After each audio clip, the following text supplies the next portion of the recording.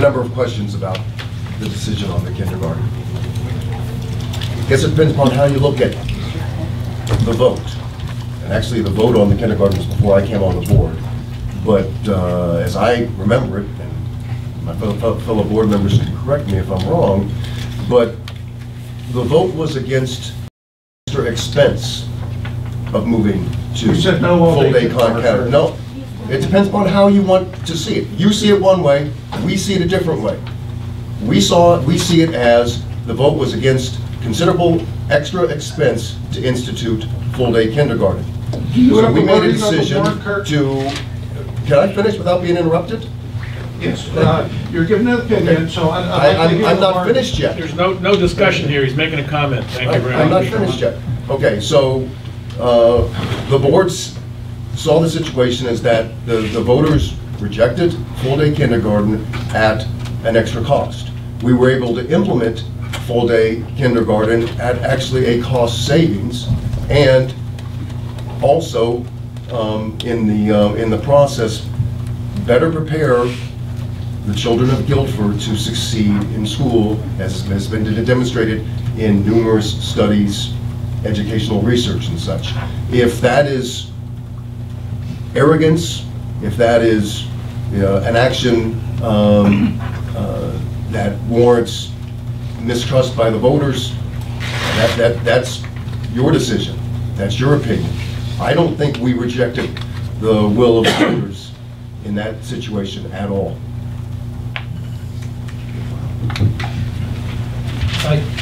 Sure, go ahead.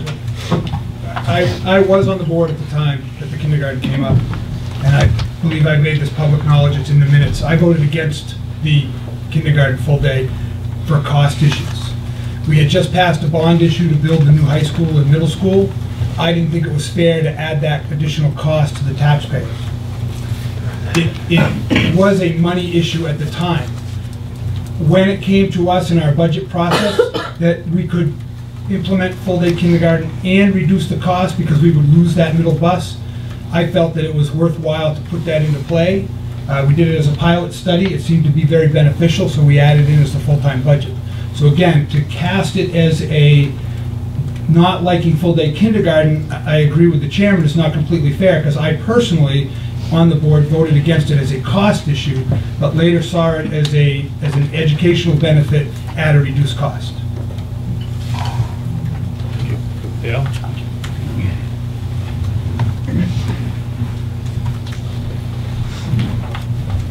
Just two short points of clarification. I've heard tonight that David brought up the newfound situation. I heard that before in one of the deliberative sessions. And I think you're referring to the newfound decision to cut their budgets by 15%, something along that line. If I had that correct, it was the elected bodies that came forward with that decision. It was the school board and it was the Board of Selectmen who came forward with that budget independently, using their own judgment, if I have that correct. Well, that's what I read in the paper. If that's wrong, maybe some of our people from the paper can make corrections tomorrow. That's one clarification. The other is, and I couldn't wait for this opportunity. Gus and I have a little back and forth every time I vote. As a registered Republican and a voting Republican since the day I first voted at age 21, I think it was, in Minnesota, Ronald Reagan was one of my favorite presidents, and his trust but verify thing really had a trigger with me, because one of my favorite statements, and I use it with my kids, teenage kids when they go out, yeah, I trust you, but I'm going to verify. So I like that statement. I don't think Ronald Reagan would have applied that to what's going on with this tax cap. I think he would say the verification comes in the form of voting and the opportunity to vote you people back in or not. I don't think he would say that verification should take the form of hamstringing you so you can't use the judgment that we elected you to use. My opinion. Good point, thank you. There goes Skip jumping up here. I just want to take one more shot.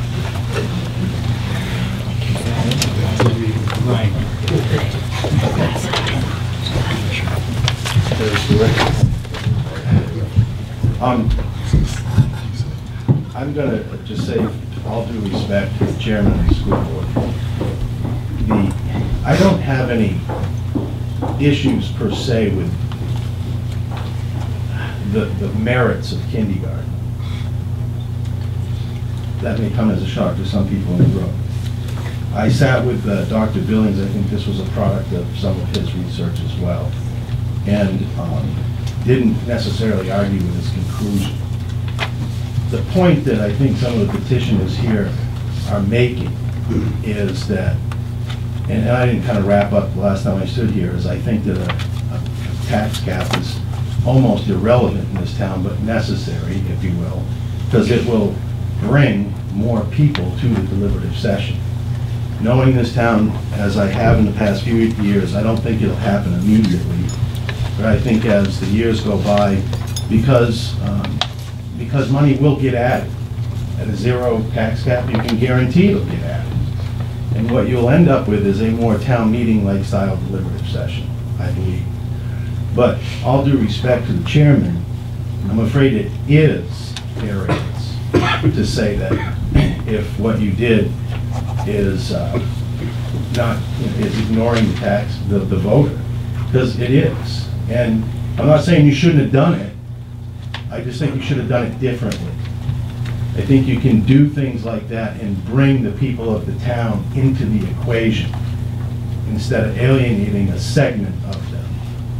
Not everyone, obviously not everyone in this room, but I think the people skills need to be examined in a decision. I don't disagree with perhaps what the outcome will be for the kids. I don't have an issue with that per se, but how it was done was not the best method. Otherwise, those speakers wouldn't be here today, I don't believe. So it is, sorry. Terry? We're still open.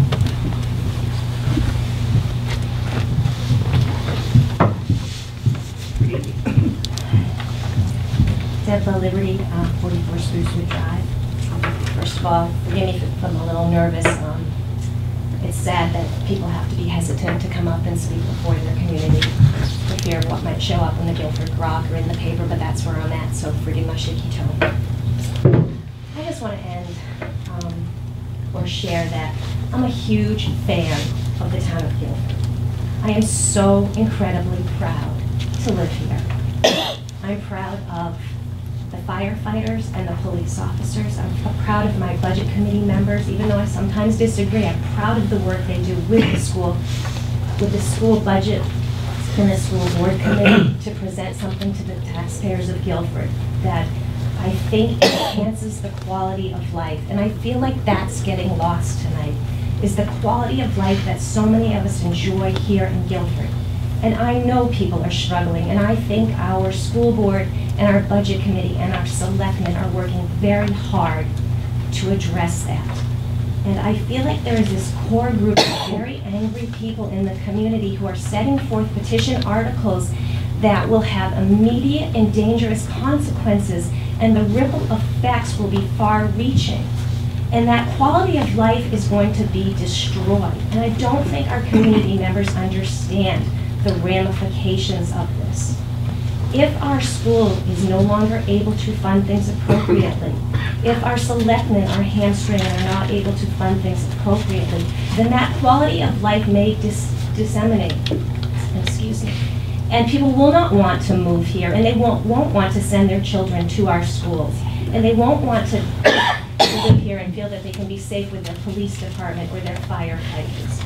So can we just talk on a more positive and proactive note and not have this angry discourse? There's got to be a better way to address the issues than such severe petition articles. So I want people to vote no on these articles. I want you to support your schools and to appreciate the hard work that our elected officials are doing. Thank you. Thank you.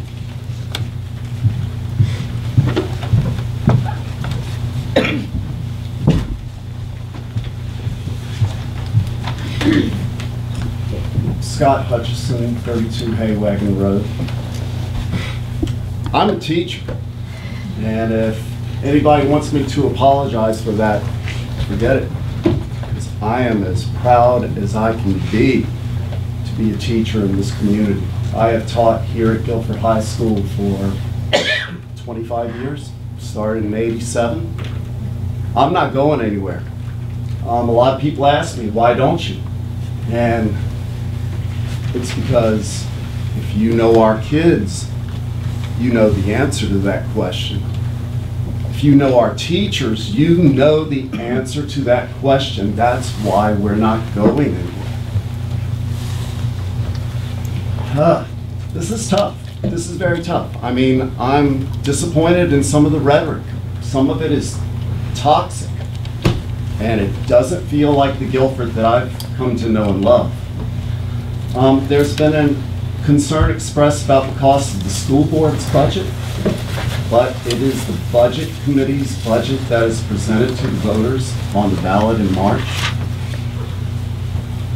If you want to criticize it, you are criticizing the budget committee's budget. Want to move the vote to after April, then you don't understand the way that hiring takes place in the state of New Hampshire. Hiring takes place in April. That's when contracts go out. If you want to move the vote, then we aren't competitive. We do not have a shot at the best people, and that's what Guilford deserves. To quote an old song, I don't want no scrubs. That's the truth of it. Guilford deserves the best. I am very, very proud of the kids that we turn out. I know what they are. You know what they are. We are losing sight of that. It's just depressing on a lot of levels. This is a wonderful community. We need to support it. We need to continue things. If you are looking at this year's budget, our school board has trimmed nearly $1 million out of the budget. That's responsible. People hear the frustration, and it's being addressed. That trimming is taking place. When the superintendent told me that we were cutting an English position at the high school, I did not have a good reaction. He can vouch for that one. That was painful. We are going through that. The trimming process is painful, but it is responsible and it is taking place. These elected officials hear you. They are not irresponsible. This is a wonderful community. People are trying to work it out. The negatives do not serve us. We are proud of our schools. We are proud of where we live. We cannot damage it. We cannot reduce it to a place where some communities in the state are living right now. That's not where we want to go. People are listening. People are responding. There is nothing irresponsible going on here.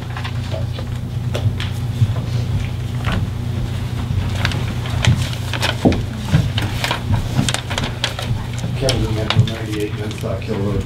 I'd like to respond to something I just heard. Is it Mr. Hutchins or? Hutchinson. The budget that was brought forth to the budget committee this year from the school board, the school board cut nearly nothing out of it. I mean, I think it was one part-time position that had overlapped inadvertently in the squad. We cut nothing out of it. And when we went through the budget, there really wasn't anything that we could cut. I mean, it was pretty thin. They did away with a lot of the excesses. And sometimes maybe it was a little too thin. But where it's inflated, we can't touch. It's the contracts. There's a teacher contract in place. They went to deliberation on that. I mean, they fought it from what I understand, and I'm not arguing about that. We have 18 non-union contracts, administrator type positions. Not 130 as it was announced at the deliberative session. If that is the case, then somebody needs an explanation of why we're not following right to know laws. probably 2 of those positions should be under contract. The rest should be at-will employees, just like the other non-union employees. At will. Yet, they're very highly inflated, and they're under contract so that they can't be touched by the budget committee. And that's where the trimming needs to come from. It's not gonna hurt the children. That's all fear mongering. I've heard that several times. It's about the children. We only care about our pocket, but we care about the taxpayers, the people that's having struggling to pay taxes, people in this town right now that's losing their homes. I think it was 21 foreclosures this last year. Last year it was 26. You know, not everybody in this town lives in Governor's Island or Dockham Shore Road. You know, there is if you look at the voter rolls, there's a lot of trailer parks in this town. A lot of people are struggling. And their tax bills aren't as high, and we need to think about them as well. Thank you.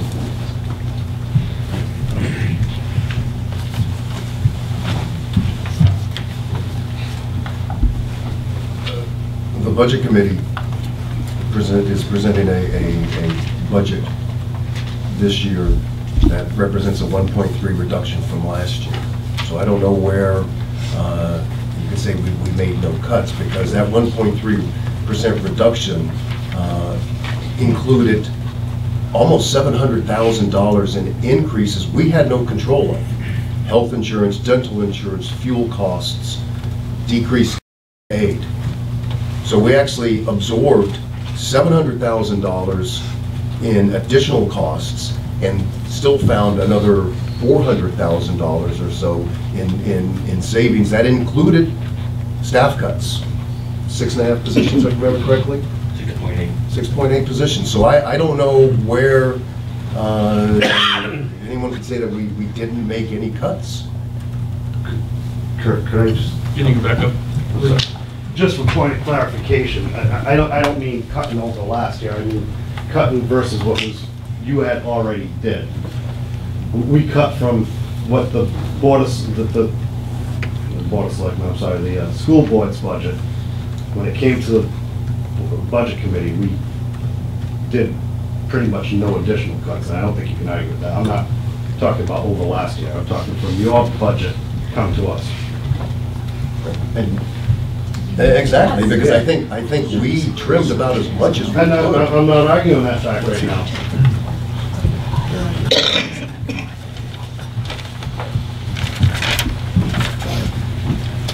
We're getting to go over the same subject, so we're getting close to closing. If anybody wants to make any open, new comments, be happy to hear them.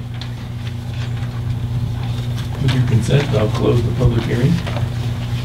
I want to thank everybody for their input, and I'm sure it'll all be taken under consideration by both boards. Thank you very much, and thanks to the school board for being with us tonight.